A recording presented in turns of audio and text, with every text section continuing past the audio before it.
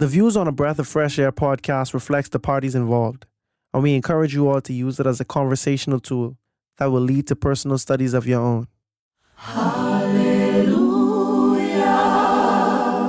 hallelujah, hallelujah, hallelujah, hallelujah. Welcome to a Breath of Fresh Air podcast. Here with your hosts, Earl Roberts and Nakhaz Gay. As a young person, Christianity can be so foggy, like smoke in the mirrors and so unclear. But we're here to bring you a breath of fresh air. My poor baby. I can't allow them to kill you, but I can no longer hide you. So I'll put you in this basket, trusting that God will take you safely along this river.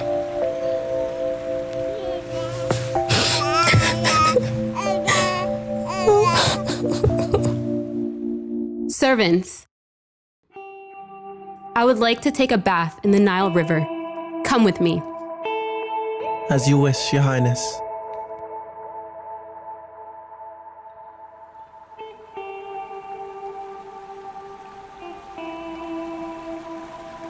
Is that a basket in the river? Go fetch that for me.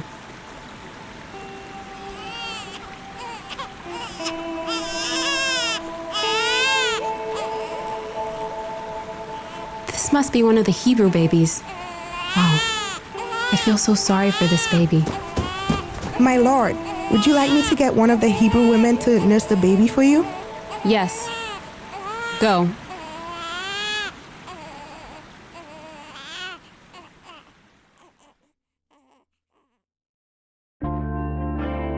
The Hebrews living in Egypt are now faced with a pretty hard choice. Listen to Pharaoh and kill their baby boys, or be met with a fate far more cruel.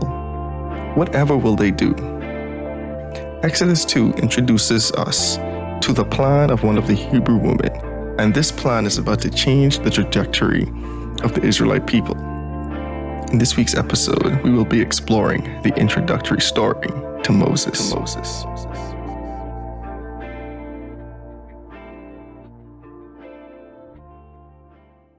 All right, welcome back to another episode of Breath of Fresh Air. Hopefully you guys enjoyed last week with Bethany Kids Organization. If you haven't, make sure you check them out.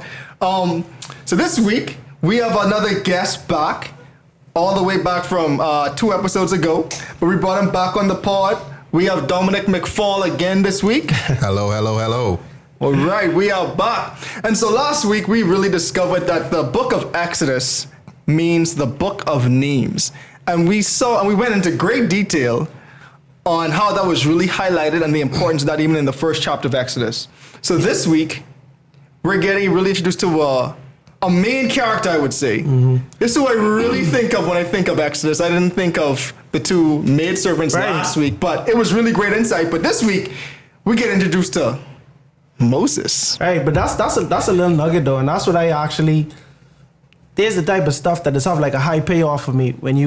I hear someone say this joke, right? And they like, I'm like when you order a 10-piece nuggets and you get 11. You see what I'm saying? Like when you get more than you bargain for, like to me that's like very fruitful. The times in the Bible, especially when we on this part, when we expect to have a very short episode, and then we find this nugget within that just brings up like a world of conversation, and it's just there's just so much inspiration that comes from this little thing. Mm-hmm. Last week, those women were the stars of the show. In the book of names, they had the first chapter on lock. They kicked it off. For sure. They started off with a nice bang, and it's a good segue to everything that happened, bro. And it's so funny because Exodus is a segue for many books that comes after it. You know what I'm saying? It's like a very pivotal time in God's people land. You know what I'm saying? Like I want to say Christians, but way before the term was invented, but basically God's people. This is like a very pivotal time. And so they set up the foundation by saying, we are going to follow God regardless of what authority says. powerful message. You know what I'm saying? And I feel like it's a lot of people who are rebels without a cause. They just don't have any regard for the law, don't have any regard for the police and the government and stuff like that. But we see where these people had a cause, and you know what I'm saying, it was for God, and that's a beautiful role model and just foundation to even look up to and even to consider, you know, as we approach times which may be questionable or may even be similar in some type of way, you know. But back to the man of the hour, and his hour, he ain't have no 15 minutes of fame. This guy he has a run. He goes on a run, like, no lie. We thought Joseph had been our longest run to date, And which he has been. Yeah. Joseph got like a solid, 5 episodes, but Moses, Oh, yo, boy. man, we gonna be the Moses, but I feel like the better part of 2-3 years. But I don't know if we could talk with anybody else in 2021 with Moses, bro. Like, oh, great. Merry Christmas, Moses again. Oh my. That is funny. All right, so at the end of last chapter, we see how Pharaoh had enough. Pharaoh tried to oppress the people more. Speaking of oppress, it's the next thing I wanted to just get you guys' opinion on. We know they were supposed to be enslaved, or it was my understanding they were enslaved for 400 years, right? So was that 400 years just them being in Egypt, or within that 400 years was them actually being enslaved? I mean, but that's so interesting, bro, because literally, it's the syntax, bro. That's what matters the most, bro. Like, if I read from the NIV, Genesis 15, verse 13, then the Lord said to him being Moses, know for certain, Abraham, him being Abraham, know for certain that for 400 years your descendants would be strangers in a country not their own, and that they would be enslaved and mistreated there. It implies that they will be enslaved and mistreated for 400 years, but it doesn't come out and say they will be enslaved and mistreated for 400 years. Nakhaz, I put things together that probably don't have no business being together. So when I think about 400 years, them being there, and I think about ancient Egypt, and I think about slaves, I say, slaves would have had to build the pyramids, slaves would have had to build all of these monuments. So I always just give it to the Hebrews. Like, I completely discard any work Egyptians might have made to their own country. Like everything that happened in Egypt, gotta be the Israelites. Gotta be the Israelites. Gotta be the Israelites. The Israelites built this city for them. You know what I'm saying? Not even thinking that they were people way before. They were established people even from Abraham's time. You know what I'm saying? And so like I just automatically assume all of these pyramids and sphinx and all of these monuments was by the Hebrew, but context is telling me otherwise. Yeah. You know what I'm saying? So just off the thinking about things in a I guess in a sensual. I don't know where you go with this one. Sensical? Is that the word? Sensical? I don't know what sensical is a word, but we would just say sensical. Yes. Or sensible. There you go. Thank you. Sure, that's what you're going for. If that's what you're into. But anything with sensual. thinking about things in a sensible way, it would make sense that these guys, these Israelites were only enslaved for a certain amount of time. And the reason I say that is if you think about what happened in the Bible, right? And I know I might be jumping ahead a little bit, but if we think about what happened pretty much at the birth of Moses, when Pharaoh decided that he wanted to kill all of the children at a certain point in time. And around that same time, Pharaoh was just saying, listen, we got all these Israelites. We need to put them to work. You understand what I'm saying? Right. But if that was happening around the birth of Moses, how they could have been enslaved For 400 years. 400 years. Yes, exactly. So now it makes sense that around 400 years later, there would be a Pharaoh that disregards Joseph, because literally what can this that type of timeline, like what relevance is one man gonna be? Like they've probably had other heroes since then, you know what I'm saying? And then this wasn't even a Egyptian, you know? So it really makes sense how it was so easy for this Pharaoh to just say, I don't care about this guy. You know what I'm saying? I'm making my rules in my Egyptian way. We don't care about Zaphnath Paneah, you know what I'm saying? AKA Joseph. Yeah. And so like that makes sense. That makes sense, the question that you asked though, bro, because like I know what you said too, because if Pharaoh, who is not who is a mortal man, right? If one day he decides we want to have, we're gonna make these guys slaves, right? And then we start killing children. If he was around for 400 years and he said we're gonna kill the children from the jump, there would be a whole race of Hebrew that would just be eliminated by then. There would be no Hebrews. You understand? So I'm of the belief, just based on the context, that this guy said that, and soon thereafter, probably 2 or 3 years later, Moses came about, and then from Moses, we know Moses was we know he was this year old when he saw this, and you know what I'm saying. So we know that the Hebrews, they probably were enslaved for a very brief period of time within that 400 years. I mean, we know Moses only make it to into the. He was only about 40 before he see the burning bush.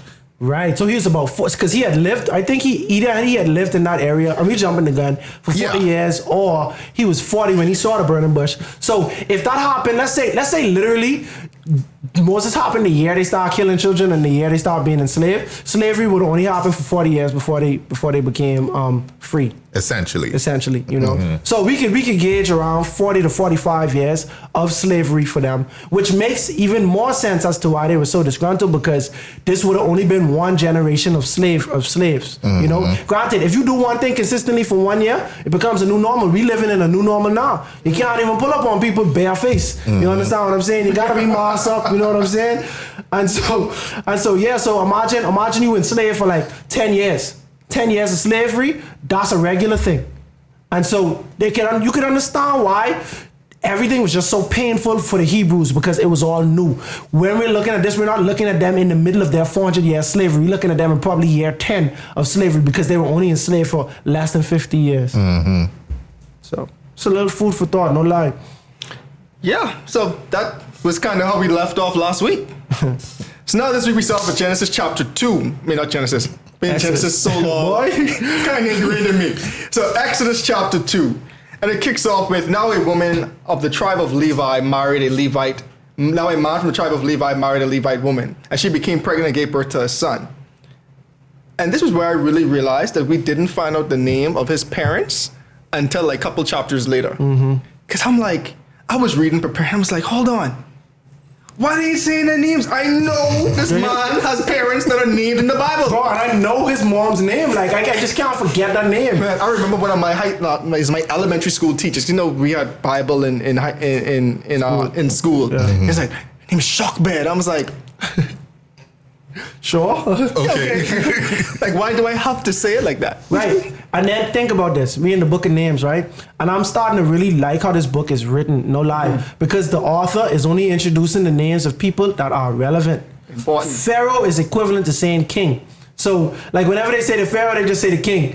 So it's like, all right, yeah, he was an important guy, but in this story, he just a body. You know what I'm saying? There's been many kings, but we're not telling you which one this was. We're just telling you what he did. And so now, we introducing the man of the hour, as I said earlier, but his parents, they say he's from the tribe of Levi. That's a name. You understand? We know Levi's history. Levi. It's funny because Levi had a complete rebrand, because when he came when they gave the blessings, you know, he's like the priestly guy and stuff like that. But the Levi we know, between him and his brother, they were some very violent, dangerous guys. Yeah. You know what I'm saying?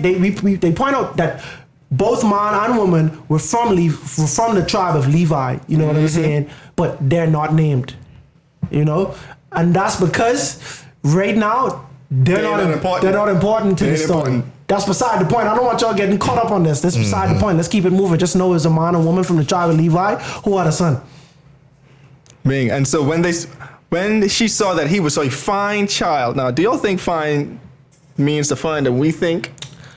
I don't know, bro. I don't know. I don't know what this could mean, but I'm just gonna assume that this means that when she see that the child was everything was good with the child, and like there was no imperfections. Yes. I was thinking like it was like when they said like Joseph was handsome in form and fashion. I'm thinking it was something like that. But like, so you he's say a little baby. You saying man and woman say, oh no, this one you can't waste this one. You can't feed this one to the man. You too pretty to go to that. You know what I'm saying? Like they was like, nope, yep, we keeping this one. She had it for 3 months. So go for it. No, sorry, I was just thinking about that, and I was like, I was wondering if something was wrong with Moses, you think she would have? See, y'all can have this one. See, no lie, because I don't understand what fine means. I have no choice but to initially assume that's what she mean. Like, all right, everything's solid with your boy. Like, you know what I mean? Let me see the New King James version say, just to make sure. New King James version. Why are you looking for that? It says fine. Yeah, why are you looking for that? My fun fact, my middle name is Nile. You know, a lot of people don't know my middle name, but I want to air this, you know, there's a middle name reveal. Like, I didn't have the gender reveal, you know. And, you know, I didn't really like it growing up, but I feel like it's a cool name. It's a lot of history, you know what I'm saying? Like, it's a lot of history down there, like, with that name, and make me feel, like, more connected to African roots. You know what I'm saying? Like, you feel like you're closer to Moses now. For sure. All right, so the King James says he was goodly. He was a goodly child. And she had him for 3 months. I think, you know what I think this mean? I think this mean at the time when she realized how good he was the same time that she decided to hide him. But I don't think it necessarily meant that the two were connected. I just Googled goodly just to make sure. They said considerable in size and quantity, or attractive, excellent, and admirable. It was a good baby. So both, yeah. You know what I'm saying? Yeah, it was a mixture of both. This baby got a future. You know what I mean? But I don't think it's trying to say. And you know it's funny because this stuff was translated over. You understand what I'm saying? So it's syntax a lot of times.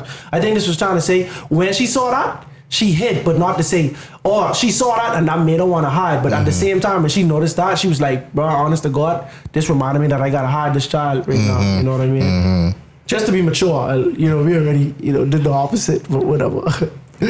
So now pick it up in verse 3. But when she could no longer hide him, she took an ark of brushlet. She took an ark or basket and hid him amongst the reeds in the Nile. And she also put some tar and pitch on it. And she laid him in the reeds by the river bank, as his sister stood afar off to know what would be done to him. So do you think she instructed the sister, who doesn't have a name at this point, or you think the sister was just being a loving sister?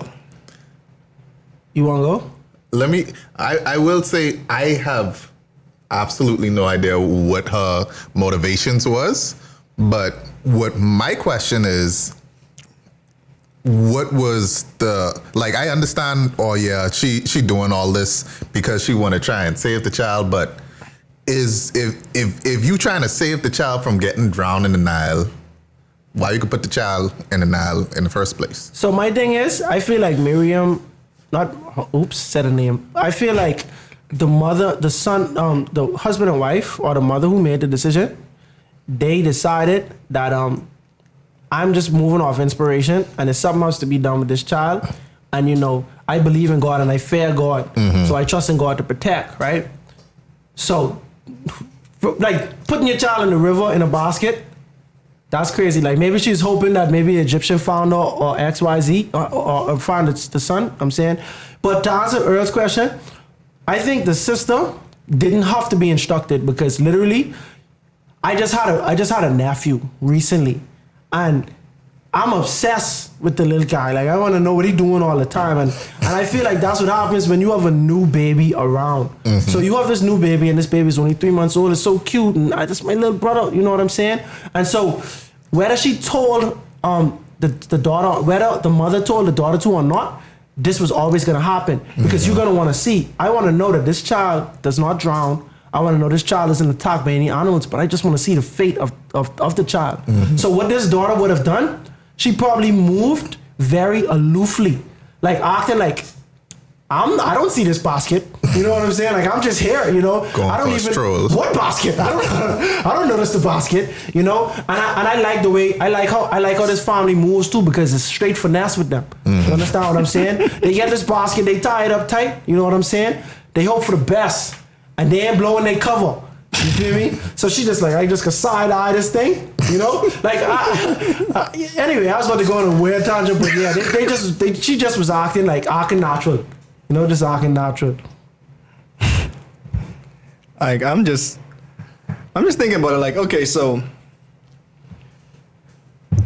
like you say, like she had to be inspired because I'm just thinking about like, okay, we're supposed to throw the baby in the Nile at one point. So now we're going to protect them in the Nile. I'm going to hop this basket. Everyone know what her ultimate plan would have been. Because at some point, the child gonna be too big to be held in this basket. Because when you're 3 months, you ain't really rolling around yet too much. You ain't really crawling yet. You ain't trying to reach out this basket. But I'm like, by the time, give it about 3-4 months, three more months, by the time this baby like 6 months, 8 months, this young man ain't staying in no basket in the river. I don't care how big this basket, he could be trying to crawl out of it, drowning in the Nile. I'm like, so what was the ultimate goal? How long would they keep this up for? Because then I'm thinking, No, I think she put the baby in the basket and was like, "Babe, that's it. Let go and let God at that let go point. and let God." Like, that's what I seriously thought. I think, like, she put that baby in the basket and was like, "Lord, just make something shake out of this." You understand what I'm saying? because I'm like, you think, granted, I know you're jumping in, so you think like the very first day she put the baby in the basket, Pharaoh daughter find her? Find her? That's what I'm thinking. I think this is all one like, deep down I think that too, because I'm like, you couldn't be doing this day after day. Because truthfully, right, I know this was an emotional thing for this woman to do. Because once you put a baby in the water, once you put anything, but if you leave your boat without putting down the anchor, bro, it could be, you could have a long day trying to get that boat back. They put it in the reed, so it wasn't really gonna go nowhere. So it's like it was gonna like be there hidden. Because remember, like the baby, like we jump ahead again, but the baby started crying. That's how like the Pharaoh's daughter really start like fearing like what's going on over there.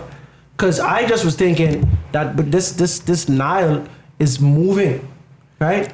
And as the wind blows, the baby will move, and it's gonna float and drift away. You understand what I'm saying? And it's gonna cry too, eventually.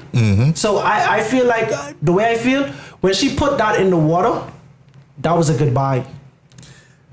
And I feel like this, the way we envision this, a lot of it has to do with the TV shows or the movies or whatever that we saw growing up. You know what I mean? So the way that we actually envision this happening might not necessarily be biblical, because exactly what you were saying, Ghazi. Like I imagining her putting this thing in the river.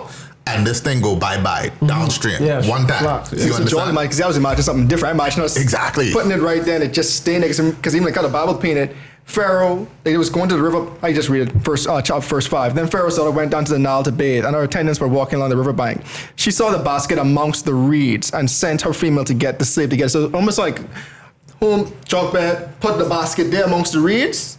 Miriam watched it from behind a tree a while away, but the basket was still in the same place amongst, because like if you put it amongst the reeds, essentially like staying like it's almost like you're putting like against a mangrove back home, like it's staying right against that mangrove, like it hidden, it ain't floating away. So you always go back there and get it in the slick in the middle of the night and come back in the morning and put it back there in the same location. So you kind of know where it is. Yeah, and I don't know if my imagination has been influenced by anything, but I just imagine she put this in this river, it float away, end up in the reeds. Like I imagine this baby was on a mission, bro. Like he done been up and down, going around and around, maybe going down a little bank or something like that, right? And so and Miriam just walking along. The daughter. Don't worry about that, but we keep that. And the daughter keep walking along, and she's saying, okay, it's going in, and then it's all right. So it's stopped now, so I can ease up. I can just stay and watch from afar, like I can stay stationary, and then by the grace of God, the daughter was coming to bathe around there too. Because my thing is, right, how close would this Hebrew family, unless they go to just an Egyptian area with this basket, how close would they have had to live? Like, let's say if you live by the Nile on your side and you put it down and this to be already by the palace where the daughter would be bathing, you understand? So that's why I just automatically assumed this had to travel a little ways just to get. And not a far away, you know what I mean? Not like a mile or nothing, but it would have moved a little bit just to get in the vicinity of Pharaoh's daughter. But I will say this, because I am definitely, my vision on this is definitely influenced, because every time I think about this, I don't know if y'all remember the movie The Prince of Egypt. But come on, bro. every time I think about this, that movie come up, and I could just imagine that basket going up against the wave, and I could see the hippo and the alligator coming and trying to listen. I telling you, the Prince. I ain't that influenced now. But I just saying all that to say, if we come back to the Bible, and even just this one line, where it says. I just had it. I apologize. Oh, but hold on. It does say, then she placed the child in the reeds. In the reeds. Yes. And then along the price of the Nile. So they didn't even have to think about that. Exactly. That's what I'm saying. That's what I'm saying. Like, And it- Jochebed placed him there, and for some reason, Pharaoh's daughter was in that side of town, and like God had it so clearly that Pharaoh's daughter came in that side of town, and or Jochebed probably studied this, like saying, "This is where Pharaoh's daughter usually comes to bed. Let me try to get the child here." Because I mean, if she put it like in the basket, they might have food in this basket or something. So you could hide this basket going down to the riverbank. This is in my head canon. The Bible just says she placed the reed. I think we're just trying to connect the dots, like how the Hebrews get in the same vicinity as the Egyptians being. Oh man, I just straight up influenced, bro. I ain't gonna lie. That's a fact. Because the text don't say that this thing, but I thinking about, bro. You see what I'm saying? Like, yeah, it says literally along the reeds. Like it could have floated, but it wasn't floating nowhere far. You Yeah. understand what I'm saying? So And again, it also says that the sister stood at a distance. It didn't say the sister gone for a stroll, follow it along. It just say the sister stood at a distance and watched. So, that tells me that the basket wasn't going nowhere. and it would have been so obvious if the mom had stood at a distance and watched, and you just see this baby. Like you'd just be like 2 and 2 together, like, bro, this is your baby. Like, why are you watching? You know what I mean? Like, why are you just randomly here when I find this baby? Like, Just peeking around the corner. conveniently. All right, so now we see, like I said, and picking up from verse 6. So after she got the basket from the reeds, she opened and saw a baby. The baby was crying, and she felt sorry for him. And she said, "This is one of the Hebrew babies." So now think about it. You know your daddy implemented this law that these babies must be killed. So she, like you said, she put 2 and 2 together like, well, I found this baby in the Nile. Baby just don't look Egyptian. Nope. I don't know how Egyptians and Hebrews looked in that day. It's just flat out not an Egyptian baby. Like you would, so you have declared it being Egyptian. I mean, a Hebrew baby. Dang, this is really what I have to go. Like, this is what you're going through. Like when you actually see someone struggle, like it ain't affected me as an Egyptian. Especially I'm Pharaoh's daughter. I have the best of the line. But this is really what the Hebrews are going through to even hide their children from being killed. See, I ain't even sure if she cares so much about the Egyptians and as much as she looking at the baby, and she was like almost like a motherly, like this. I see a baby and I want to take care of it kind of way. You know what I mean? But think about how sad it is. I remember one time, me and Earl was downtown, and we saw this mother who was homeless, and she had a young boy, and that was sad to see. That almost break my heart. That was heartbreaking. And it was so funny because you just watch people just walk past them. You understand? Like it's nothing, right? Bro, we were in the same spot like maybe 2 years later or maybe a year later, bro. And she had an infant. I could have cried, bro. That killed my whole night, bro. Whatever we was downtown to do, I wasn't into that no more, bro. You understand? I was like, bro, that's sad. And they were sleeping. You know what I mean? It's an infant. You understand? Crazy. So like, it's heartwarming. Like, you could have been on the side of your father, and granted, you might have completely disagreed, but at the end of the day, he's the king. The king. But when you see it, it's like, who feels it, knows it. You can hear about, like us, we can hear about everything was going on another side of the world, but until you dare and you experience it, you might not even care until then. You could easily just ignore, in this country, they had this war, or police brutality, blah, blah, blah, blah. It happened in your city, then you just like, whoa. You know what I mean? That's how a lot of people is be able to just resonate or to actually start to be show empathy when they actually experience this thing. I didn't know how bad, like just hypothetically, you don't know how hard it is for people who are handicapped to maneuver through until someone in your family goes through it XYZ. So she in the water and she see this baby in its innocence, and now she feels sorry for the baby. The baby, like, this is just a regular baby. Like, what you feel sorry for? You feel sorry because now you can internalize how this baby gets you. Someone literally felt like it was better, it was more safe for me to put my baby in the river and just hope for the best than to allow them to come and kill my baby. Because that's exactly what was going to happen. And that's the law, what was going to happen. And I feel like other narratives, other shows, maybe even the Prince of Egypt, they say she couldn't have child of her own. Maybe I think I watched that somewhere. The Bible don't say that. You understand? The Bible just says she see this baby and she realized this is one of the Hebrew babies. you know? And instantly she fall in love with the baby, obviously, because she kept the baby. It's the strangest baby. Like, you could have don't care, you know? You could have just not cared. And even just to go back to, Dominic's headcanon about what was happening in the Nile, right? Just to show how dangerous it still was to actually have a baby in there. There were hippos. I mean, not even were. There are hippos in the Nile River today. There are crocodiles in the Nile River today. There is a whole plethora of snakes in the Nile River. And there's also all kind of weird fish that I'm not even going to get into. And Pharaoh daughter going to bathe in the Nile. This is back in the day, boy. I mean, it's kind of like a body of water to shower off in.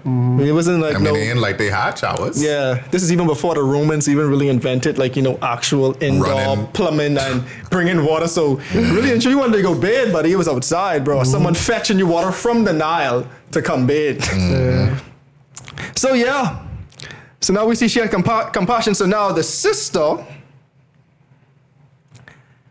I would say she was inspired because she literally, this sister was on point. Like, everybody in the sister, she just came running up and was like, hey, without missing a beat, shall I go get one of the Hebrew women to nurse the baby for you?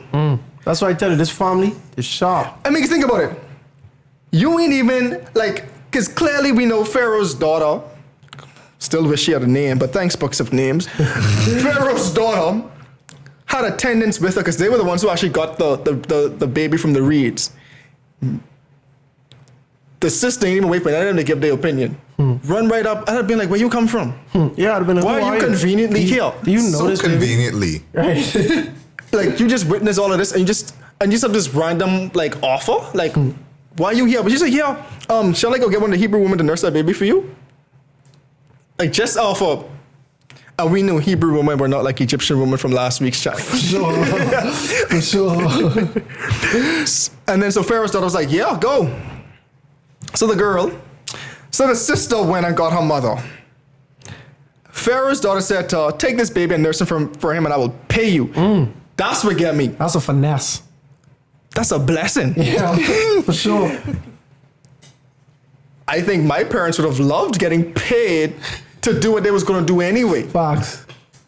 Like, think about it. You put your own baby, like you pretty much, like Kazi's saying, pretty much saying, guess what, God?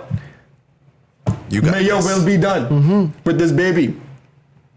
So up in Pharaoh's daughter, who was literally the best person to find a baby in this case, because it could also been the worst. But Pharaoh's daughter found a baby and had compassion and saying, this could be mine. At that point, your baby just became Egyptian, almost like how Joseph became Egyptian. Now she said, guess what?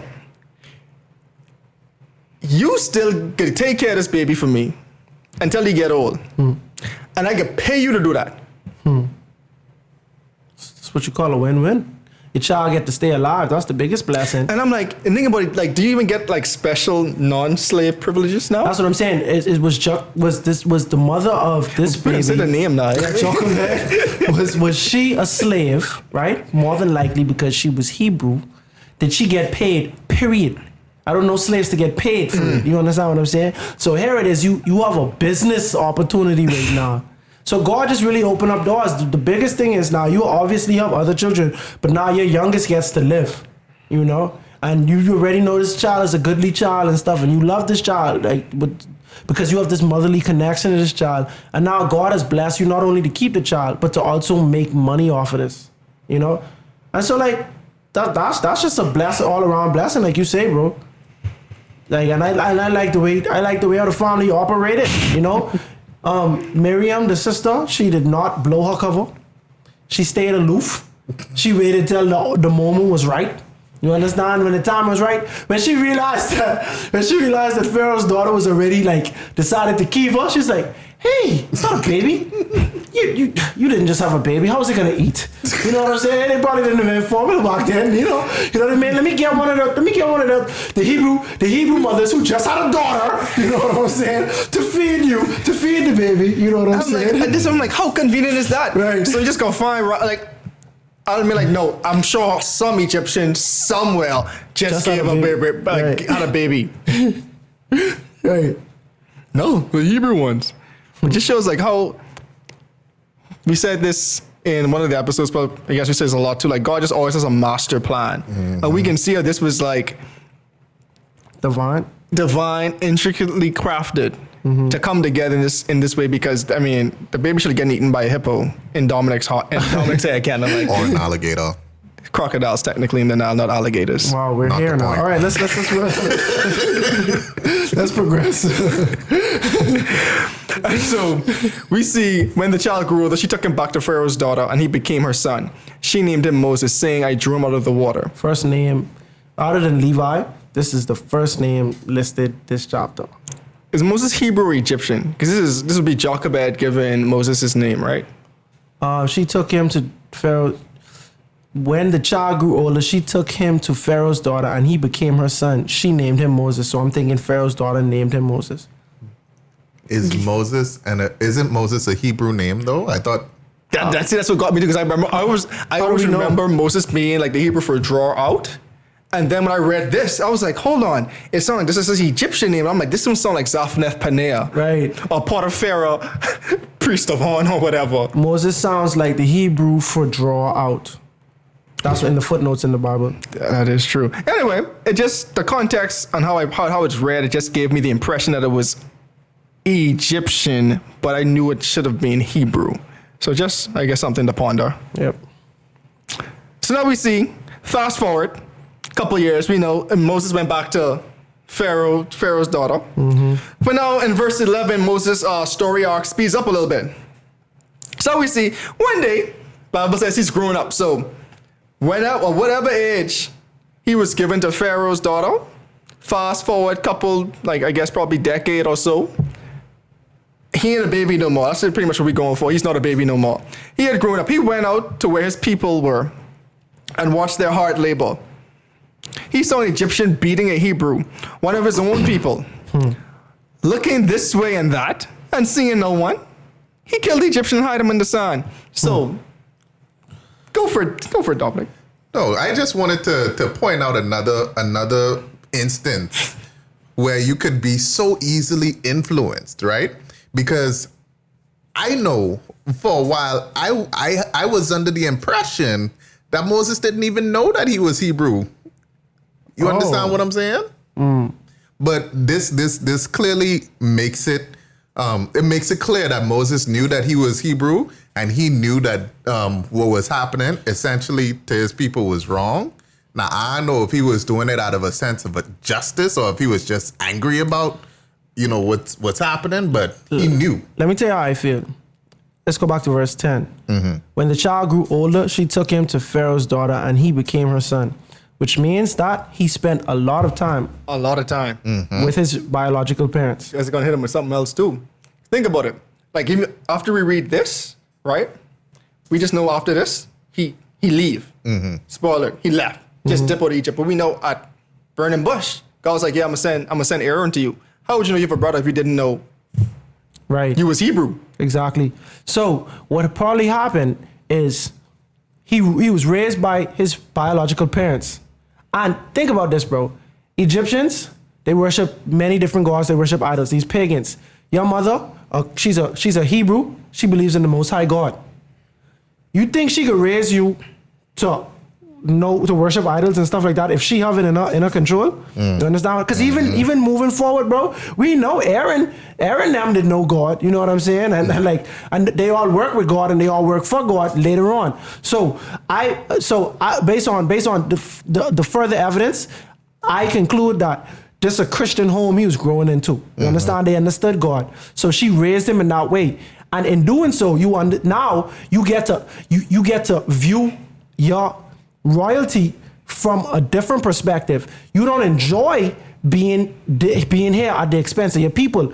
Now, because it's weird when it's like when people have survivor's remorse. I feel like that's survivor's guilt, I guess. I think that's what Moses was dealing with. I am Hebrew by blood, but it just so happens that I have been blessed to be treated like the royal Egyptians, not Egyptians. I have been blessed to be treated like how Joseph was treated. That's what I was going to get at. You understand what I'm saying? So now watch this. You know your sister's growing up. You know your whole family. And you around Egyptians and you know you different, bro. But at the same time, they treat you like royalty, so you a prince. You understand what I'm saying? You probably have studied the best literature. You probably expert in math. You probably expert in the art of combat and stuff like that, because these are all things that heirs to a throne would have to go through. So this guy is every man. He's very learned. He's very skilled. Right? So now he's older, and we at verse 11, one day after Moses had grown up. So this man, he have knowledge of both good and evil. You understand what I'm saying? He know the pagans and he know the Christian God. You know what I'm saying? And it shows you which side that he chose. He went out to where his own people were. So now we can see this guy, he's a prince, but he's still coming to the hood to be around his people. You understand what I'm saying? And what did he see there? He watched them at their hard labor. He saw an Egyptian beating a Hebrew, one of his people. So we can see where he identified, you know? So he could either say, bro, I'm Egyptian. I'm Egyptian because I was raised this way. I've learned this way. I dress this way. I talk this way, right? But he knows I was born to Hebrew parents and I was raised to be a Hebrew, even though I was schooled to be an Egyptian. He sees this and he say, bro, that's messed up. He ended up beating a Hebrew, looking at this, verse 12, looking this way and that and seeing no one, he killed the Egyptian and hit him in the sand. To me, this don't imply that this was manslaughter. I always thought they fighting and he's like, oh my God, I killed him. And then he get scared and hide him in the sand. I think he just was so mad. Like, hold on, bro. This is one of my people, bro. He ended up touching them. And then he ended up fighting them and he ended up killing dog. You understand? But this was an arc of passion. You know what I mean? Just a straight arc of passion.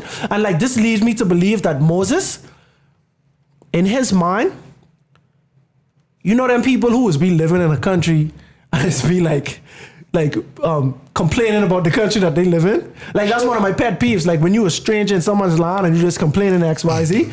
I feel like Moses was one of them people who wanted the freedom of his people by any means.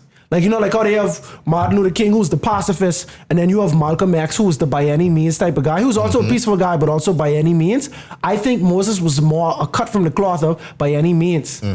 And bro, I have a little deep dive to go about to explain the results of this to kind of back up this point. But I feel like this right here was Moses just built up anger in him for how his people were being treated his whole life, and because he's in a place of power, none of y'all can do this but me. I could act like how all y'all thinking, because I'm sure all y'all getting beaten by this slaves. Y'all wish y'all could have just killed this slave one time, and that's what he do. I'm the superhero Hebrew, super Hebrew as they call him. Just kidding. I got one argument to that point, and that's the fact that one, he had to look this way and that. So even though he's supposed to be a prince of Egypt and he's supposed to have all this power or whatever, if it was supposed to be this, you know, grandstanding thing, why he have to look this way and that, and why he have to bury the man? Like, why he hiding the evidence instead of saying, oh, look what I do for my people. You understand what I saying? Pin that point, bro. Keep that point. All right. Because I can get to that. I could get to something else later too.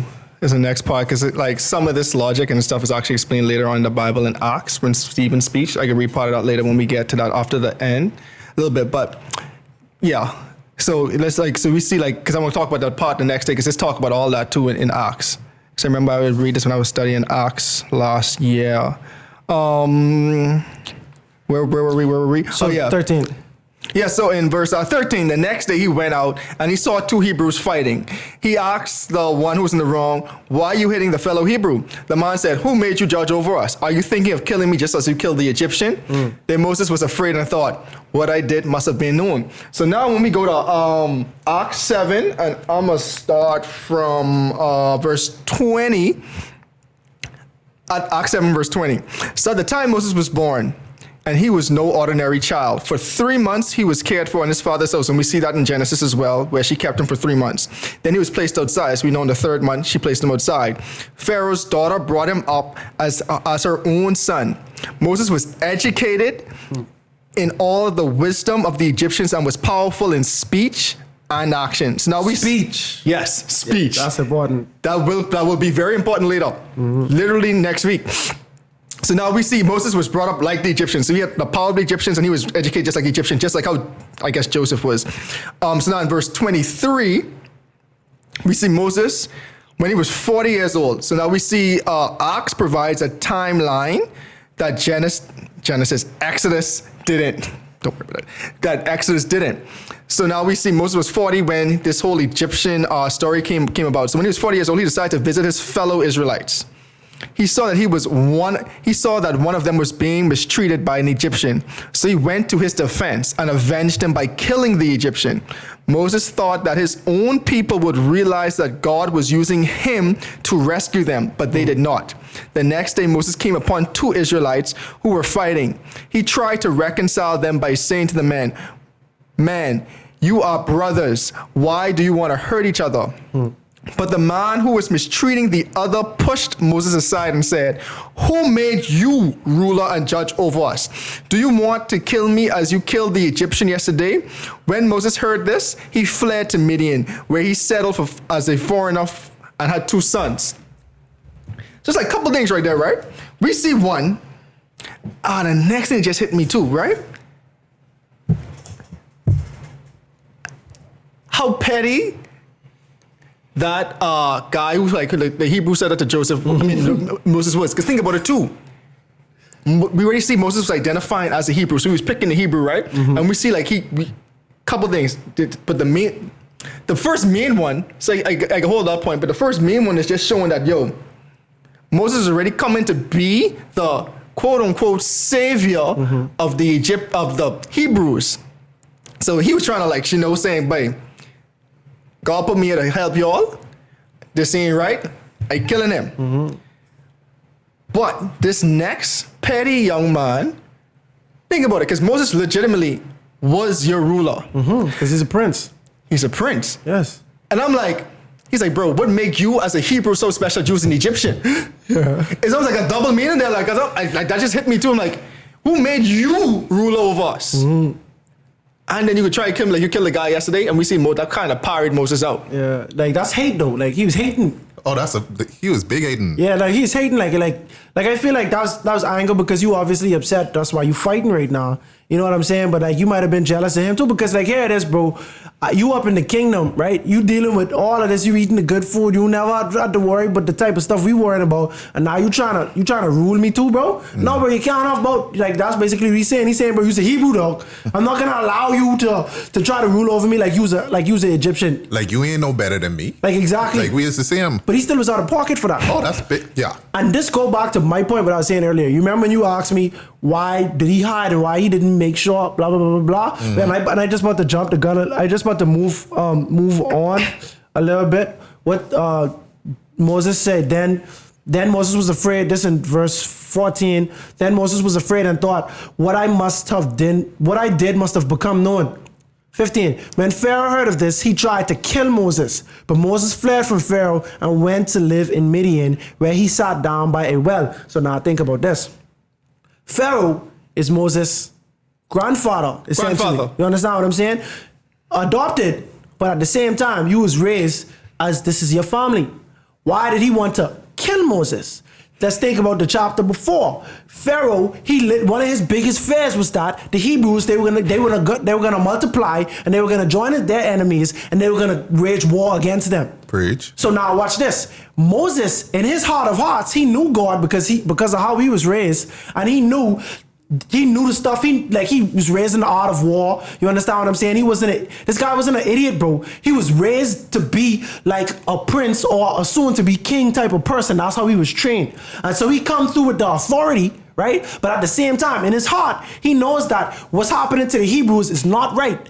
And because God put me in this position, and because I am a powerful man, I am going to bridge the gap between the Hebrews and their freedom. But Moses' approach was saying, I am going to do this by war. So Moses wake up and as they say, chose violence. You understand what I'm saying? And the reason why Pharaoh wanted to kill him, his grandson, is because Moses showed his hand. You understand what I'm saying? This ain't regular murder. This is a statement. Pharaoh take that as a statement because it literally was a statement. But Moses didn't want this to be known yet. He just wanted to empower his Hebrew brothers. I kill y'all so y'all can know, bro, y'all have an ally in the head office of this thing. You understand what I'm saying? But instead, they was ungrateful. They look at him like, bro, I don't care what you do for me, bro. At the end of the day, you ain't in the field like us, bro. I don't care what you do. You think that go? And it's like when people it's like when people are so, I guess, where they so worn out and in their mind, they just so traumatized and they just like, bro, I can't see the value in this help, bro. All I know is I still have to wake up tomorrow and I have to be in the field. I have to do this. I have to be in the sun. You could be letting people find you and you could be living good. I don't care about that, bro. This little murder, this ain't gonna hurt, bro. This ain't gonna save my wounds, bro. I already get whipped. I already see someone get die. My brother get killed in the night, get thrown in the Nile. My son get thrown in the Nile, bro. I don't care about this little murder, bro. And that's basically what they show him. And now Moses in a situation, in a weird situation now, because now he have to run for his life. And let me tell you, and this to show how God, I remember you saying something, Dom, about how this remind you of somebody like what Moses do. You saying Sarah? You saying this pre-pod? Yeah. So listen, this shows, and it's more than just Sarah, right? But the point here is like, if you go back and you look at multiple people, you look at Sarah. When Sarah, God promised Sarah and Abraham, He promised that those two, there would be a lineage, a great line from through Sarah, but Sarah couldn't see.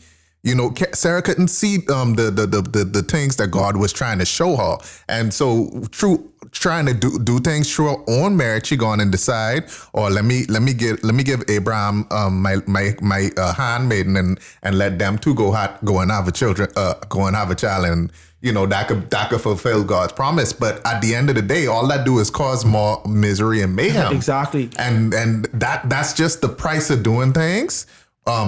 On your trying to do things of your own accord instead of trying to do things through God when you're trying to do things of your own strength. Because like there are two things that just came to me even while you were saying that. I was just reflecting, right? Because I'm like, in verse 23 of Acts 7, it clearly says Moses was educated in all the wisdom of the Egyptians and was powerful in speech and action. And just like God has a plan for us, right? And we think, okay, God said this, but God told me this is gonna happen, and I'm gonna make it happen. I'm not gonna wait for God to like let it happen. Because I'm like, Moses could have very well negotiated with this Pharaoh because spoiler alert, in 23 of Exodus 2, we see that this was a different Pharaoh than what Moses dealt with and when he came back to Egypt. Later. Yeah. Exactly. Moses could have orchestrated a diplomatic solution. This is just me being peaceful, I guess. But diplomatic solution where he could have said, guess what? Pharaoh, let me take these people back out of this land. They don't have to be subjected to this hard labor. Your fears, they don't have to come to fruition if we just leave and don't have to come back. And I could guarantee that we're not going to come back and rise up against you and come back in Egypt. No, but you think Pharaoh would go for that? I don't think so. I don't think so. We see how this Pharaoh give it up. It was the next Pharaoh. It was the next Pharaoh. It's a different Pharaoh. But think about it, like this is your grandson now. Yeah. Who you grow and train up. The next Pharaoh would have probably been your cousin or your uncle. But even still, but that next Pharaoh might have more hate in the eye. And plus, you coming back as a murderer at this point. Even still, so I'm saying before this murderous go for it. No, go finish what you're saying. Before this Moses take this murderous route. I'm saying we don't know how it would have happened. This is all speculation. I was just thinking of other ways that God could have used, because we know God put him in this predicament to be a leader. That part we kind of know.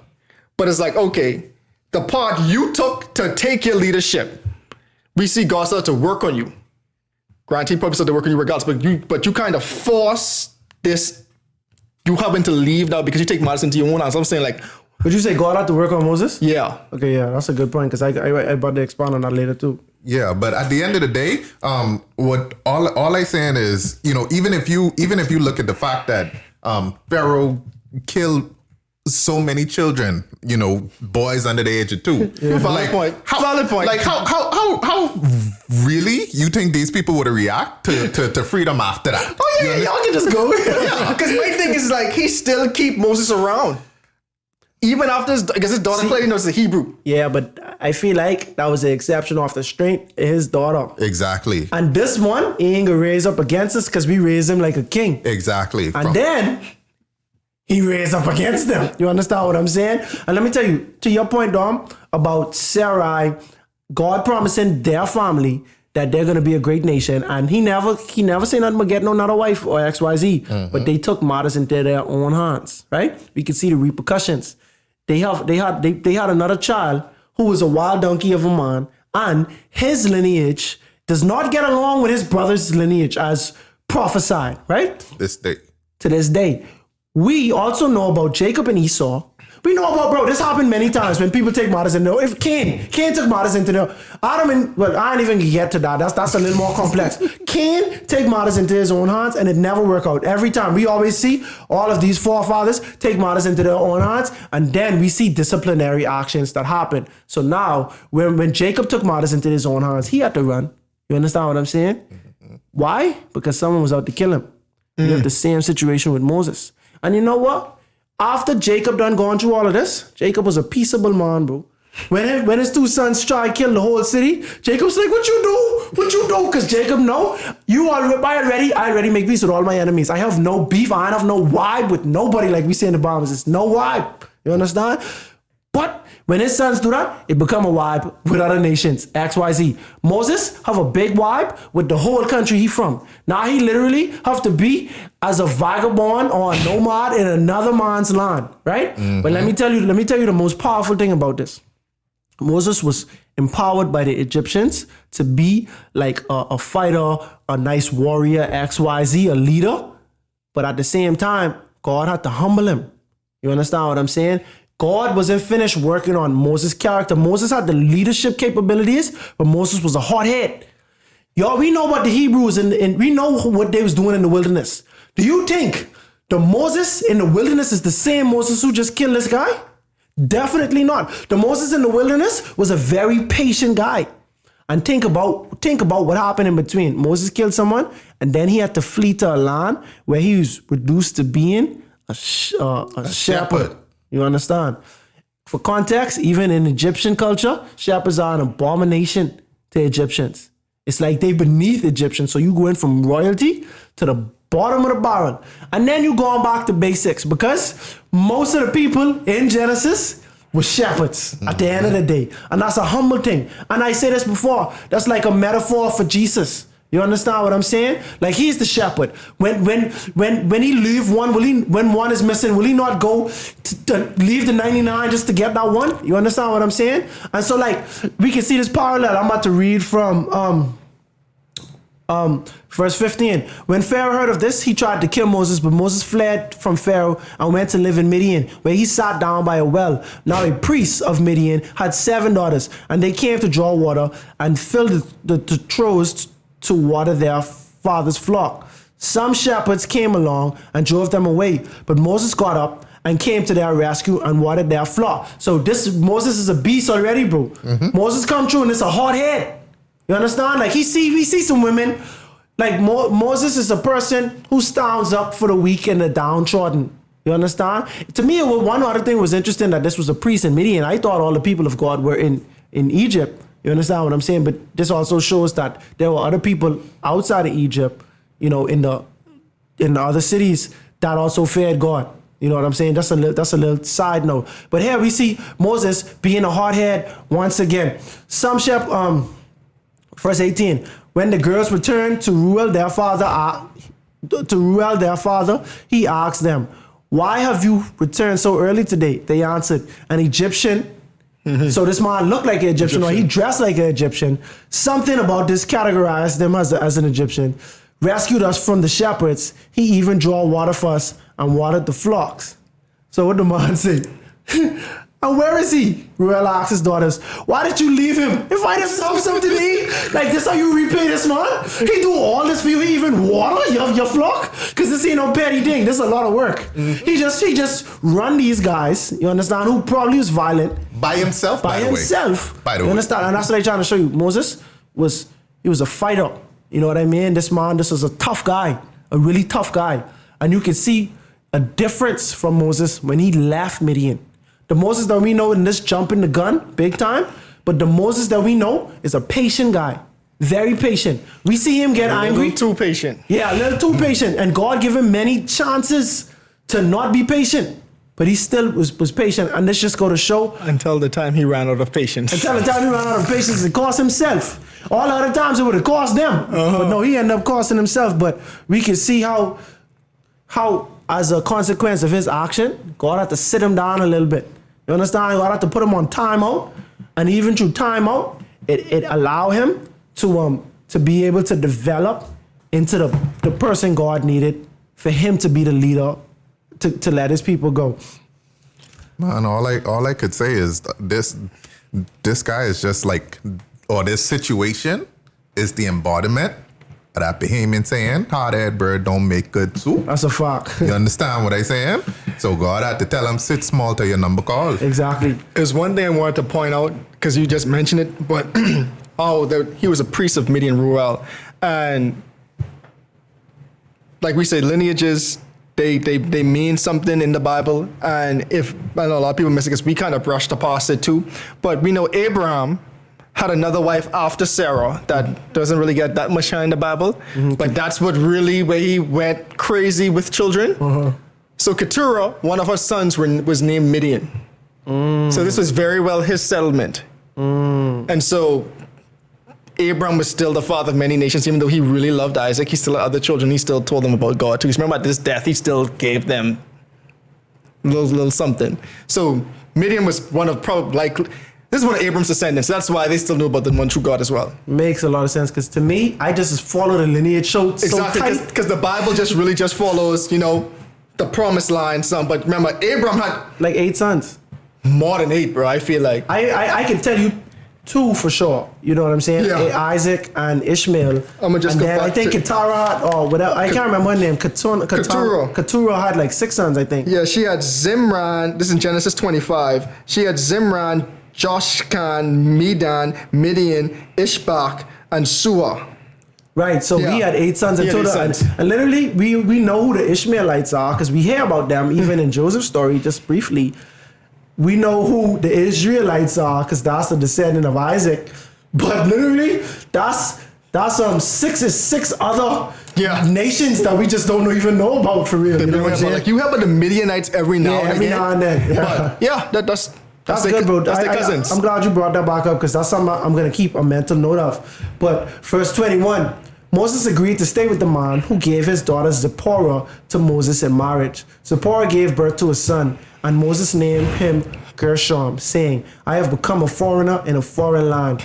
During that long period, the king of Egypt died. That's what, yep. The Israelites groaned in their slavery and cried out, and their cry for help because of their slavery went up to God. God heard their groaning, and he remembered his covenant with Abraham, with Isaac, and with Jacob. So God looked on the Israelites and was concerned about them.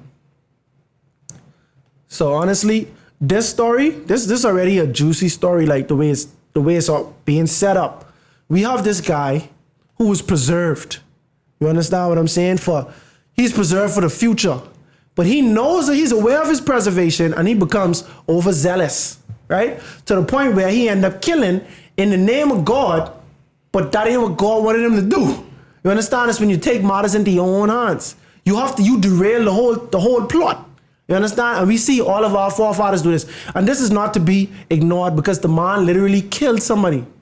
Like, to me, it hurt, right? Like, to me, it's like, it's a heinous thing to kill somebody. Regardless if you hate them or not. If you hate them, but it's still a lot to kill somebody. You understand what I'm saying?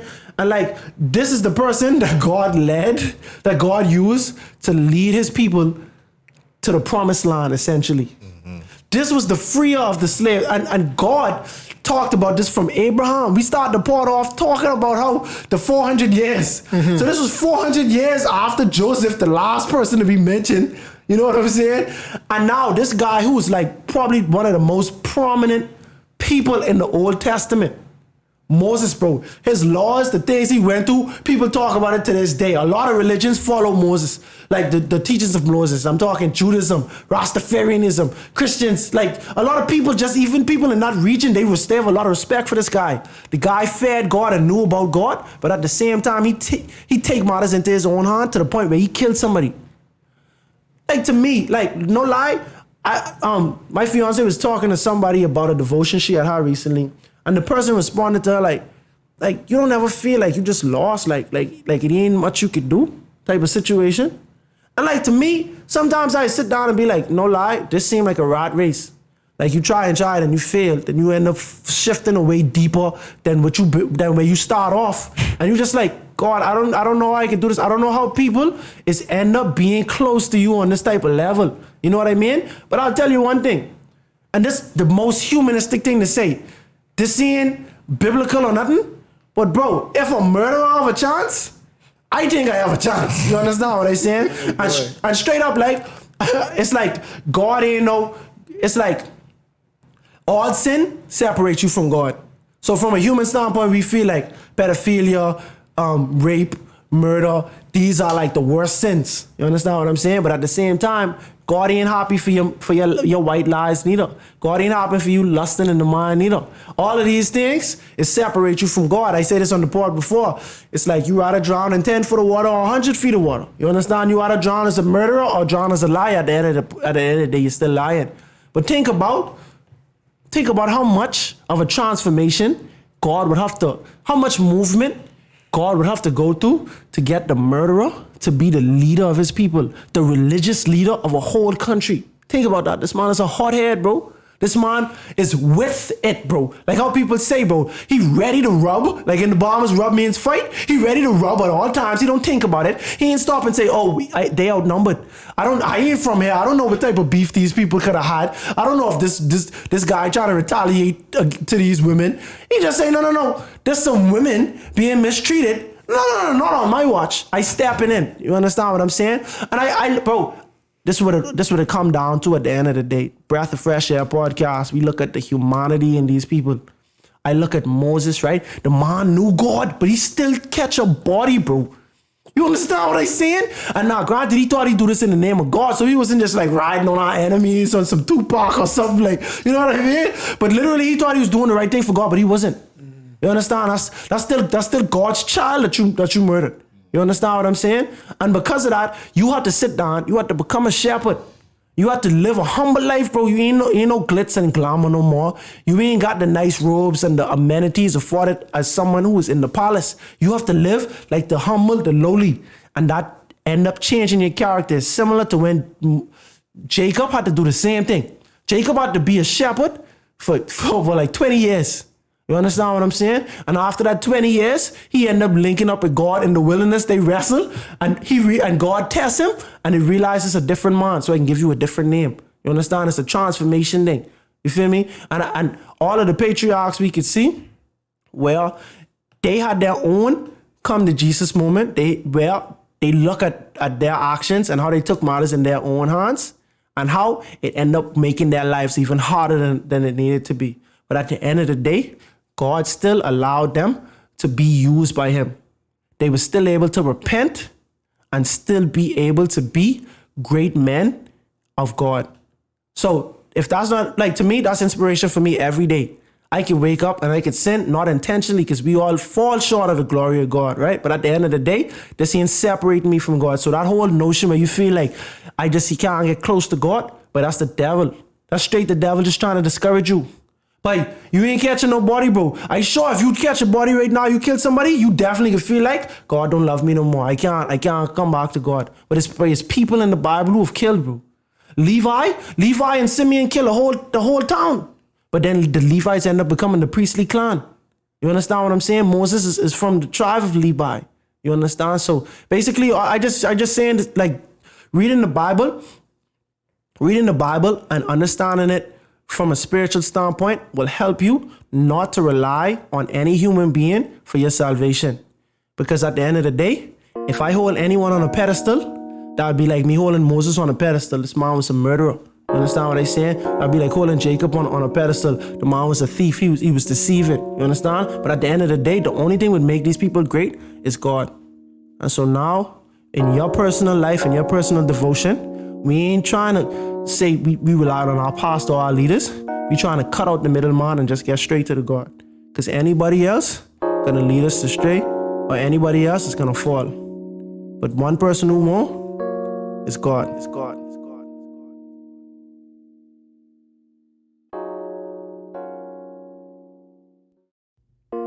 In this chapter of the Book of Names, we've been introduced to one of the more popular names in the entire Old Testament, Moses.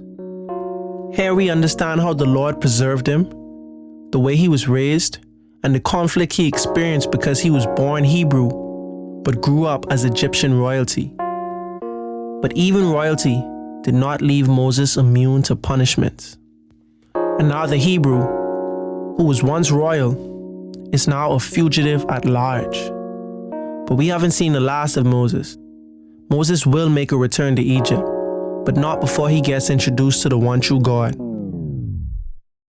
But we'll talk more about Moses, the burning bush, and God's instruction to him on the next episode of A Breath of Fresh Air. Tonight's episode included voice acting by Lyndell St and Isabelle Labbe. Remember to go ahead and research on your own in order to get a more firm understanding of tonight's episode. And if you enjoyed it, make sure to like, subscribe, and share with your friends. You can follow us on social media at A Breath of Fresh Air Pod on Instagram and BOFAPOD on Twitter. Thanks everyone, and we'll see you next week.